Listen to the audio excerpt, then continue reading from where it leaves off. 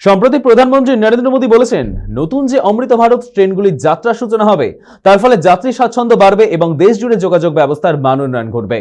সেই মতো রেলের তরফ থেকে শনিবার প্রধানমন্ত্রী বাংলার থেকেই দেশের বিভিন্ন প্রান্তের উদ্দেশ্যে একাধিক অমৃত ভারত এক্সপ্রেসের উদ্বোধন করেন।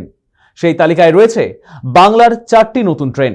উল্লেখযোগ্য, 2023 সালের ডিসেম্বর মাসে প্রথম অমৃত ভারত এক্সপ্রেস চালু হয় দেশে। বর্তমানে সারা দেশে 30টি অমৃত ভারত এক্সপ্রেস পরিষেবা চলছে।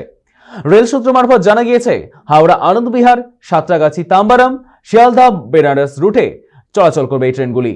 এই বিষয়ে রেল প্রতিমন্ত্রী শ্রী রবনীত সিং বিট্টু জানান, আগামী দিনের এই নয়া রেল পরিষেবা যোগাযোগকে আরো বেশি উন্নত করে তুলবে।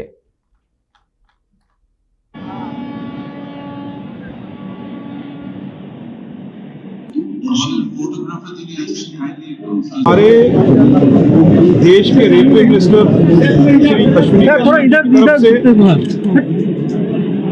और मैं और मेरे चेयरमैन और हमारे जीएम साहब और हमारे सारे ऑफिसर रेलवे, उनकी तरफ से सारे वेस्ट बंगाल को बहुत बड़ी मुबारकबाद। मैं सबसे पहले ये बताऊंगा भी 2014 तक जो बजट था रेलवे का वो 13,995 करोड़ था। 13,900।